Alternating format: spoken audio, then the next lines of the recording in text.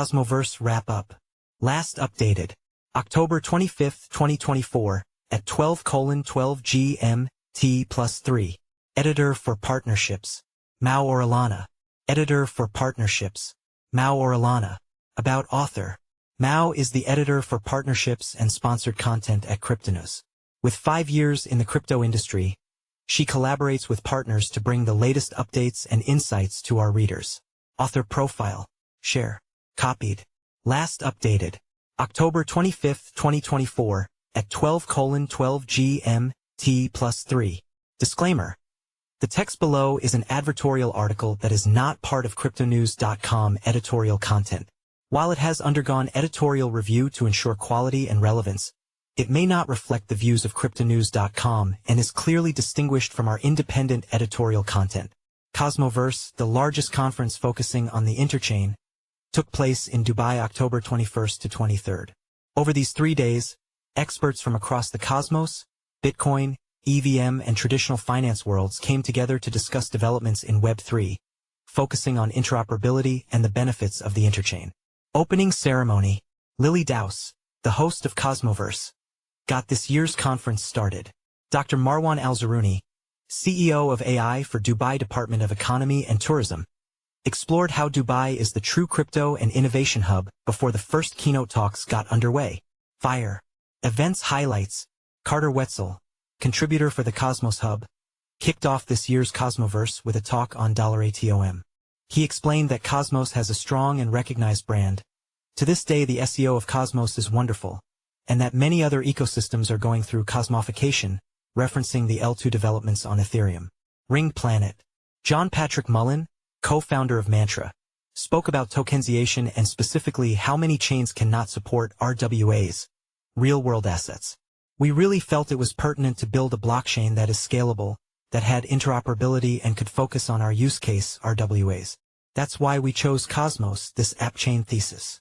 Co-founder of Babylon, Fisher Yu, took the stage to discuss the Bitcoin renaissance and how the Cosmos ecosystem plays a key role in this development. By introducing Bitcoin staking, the Cosmos ecosystem will become a first mover.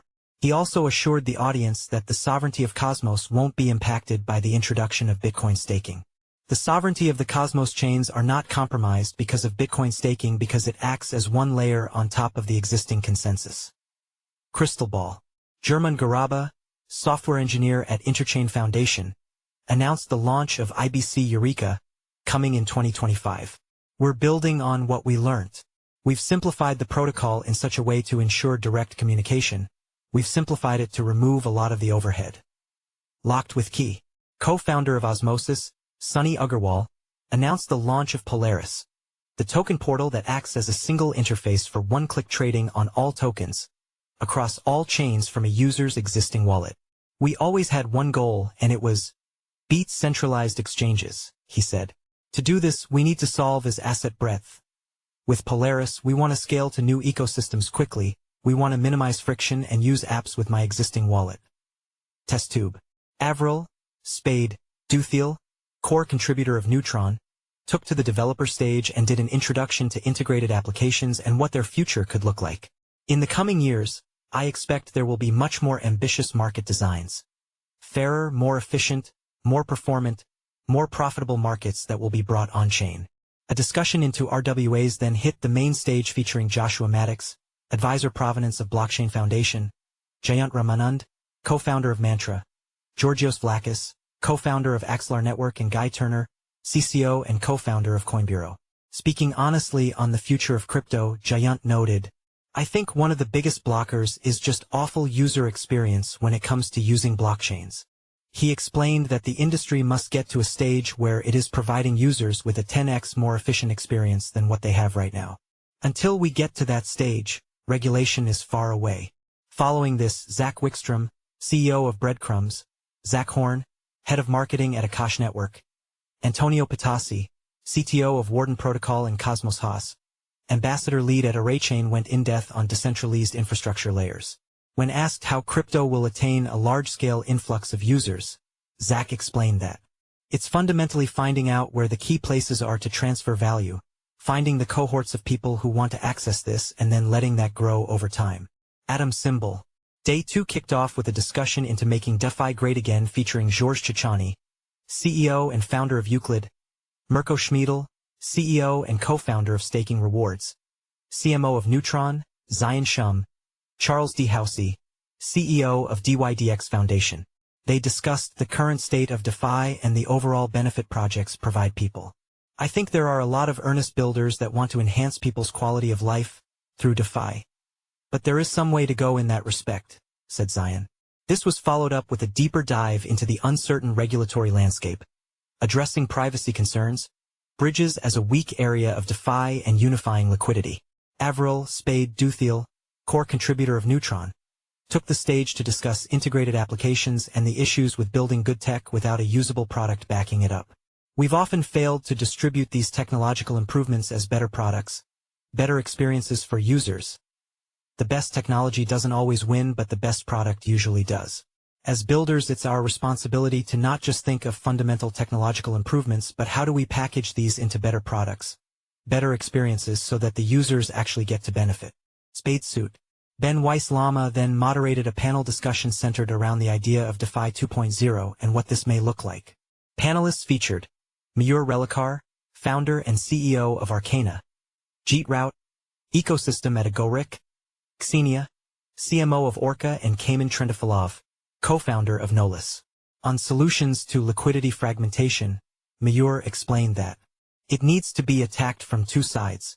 One side involves aggregating at the protocol level and the other focuses on the account level. This is important so as to not hinder users when interacting with decentralized applications. Ali Gilby, DevRel lead of Interchain Foundation, spoke in detail on the idea of cosmic cat herding, solving the developer experience of the Interchain stack. We're really committed to overcoming the fragmentation of the ecosystem. He unpacked how the foundation has taken on feedback and made changes, and updated to align with what the community want, including the addition of new Interchain tutorials and Interchain GPT, the Interchain document AI. Chains. Charles Douse, CEO of DYDX Foundation, kickstarted the AppChains track. He broke down DYDX's progress moving to Cosmos. More than 38 million USDC has been distributed to token holders who stake. With DYDXX Clapperboard, he went into the upgrade of DYDX Unlimited, which will allow permissionless market listings, Megavault for liquidity and APR, a leveraged prediction market, and full node trading. A discussion into DPINs and AI was next on the agenda, moderated by Asaf Fibish, CEO and co-founder of GorillaBuzz. It featured Kenny Lee, co-founder and core contributor of Manta Network, Mehdi Farouk, investment and partnership director of Animoca Brands, Valerie Litvin, founder of Cyber, and Greg Osuri, co-founder of Akash. The blockchain space does have a world where there could be a proliferation of a purely AI agent interface in order to speed up innovation, said Kenny. Dean Tribble, CEO of Agoric, spoke on the orchestration of the Agoric platform. It lets you unify access. It lets you unify liquidity. It lets you unify actions. This is not about moving your project to a new platform. It's about adding orchestration value. Adam Symbol, closing the day out in style. A strong lineup of guests debated between two opposing ideologies, modular and monolithic building. This featured Anurag Arjun, founder of Avail, Chainyoda, core contributor of Hadron Founders Club, Mustafa Albassam, co-founder of Celestia, Mert Mumtaz, CEO of Helios Labs, and Charles Douse, CEO of DYDX Foundation. You have to work backwards from the use case that exists and figure out what works best for it. Not everything works best on every architecture, said Mert. When explaining why Celestia pushed the modular blockchain marketing angle, Mustafa explained, "We wanted to reject this idea that one single synchronous chain is the be-all and end-all of crypto. The market has already decided there will be multiple chains." Comet. The final day started with an intriguing discussion on ZK and EVMs, featuring Antoni Zalciak, co-founder of the Aleph Zero Foundation, and Karel Kubit, co-founder of Union. When discussing what the modular thesis needs the most right now, Karel noted, "Once we're in this world where we do sub-second bridging without any extra security assumptions, then this network of 1,000 chains will start to make sense. Essentially, users won't need to be aware that certain applications they interact with are on different chains, and the underlying network will take care of this for them."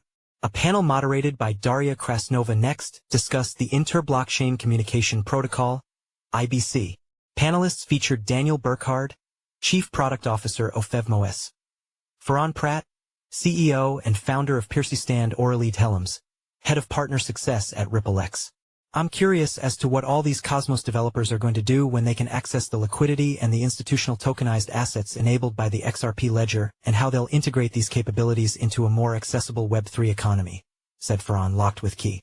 Yat Shu, chairman of Animoca Brands, took the stage to discuss several different factors such as trust, why Web3 matters, and the cultural value of NFTs.